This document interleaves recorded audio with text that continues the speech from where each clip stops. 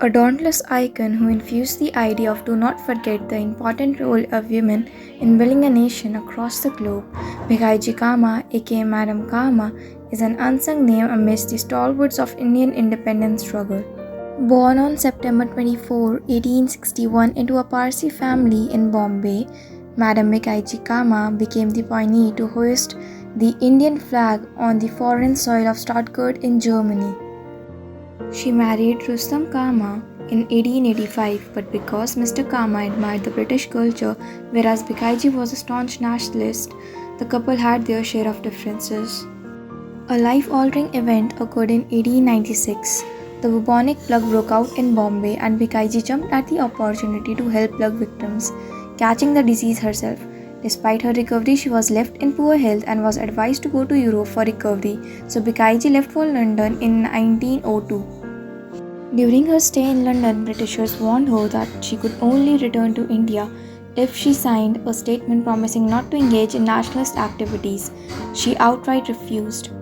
She addressed several meetings in London's Hyde Park with Dadabhai Naoroji, Lala Hardayal, and Shyamji Krishna Verma, who were also strong critics of British policy in India.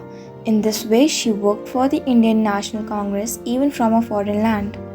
Cama moved to Paris in the same year, co-founding the Paris Indian Society with Singh Reva Bhai Rana. Following Stuttgart, Bhikaiji traveled extensively in the United States and educated Americans about India's quest for freedom.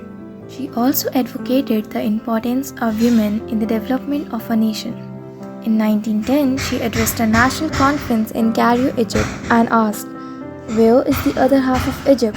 I only see men who represent half the country. Where are the mothers? Where are the sisters? You must not forget that the hands that rock cradles also build persons." She was compelled to reside outside of Paris and report to the police station once a week because France and England were war allies. Working for Indian sovereignty, living in exile, Cama wrote, published and distributed revolutionary literature for the movement including Bande Mataram and Madan's Talwar. She had donated the Avabai Petit orphanage for girls, the most of her personal assets. On India's 11th Republic Day, the Indian Post and Telegraph Department issued a commemorative stamp in her honor. The Indian Coast Guard also commissioned the ICGS Bhikaiji Cama, a Priyadarshini class fast patrol vessel, in 1997. The nation not only lost an icon but a legacy.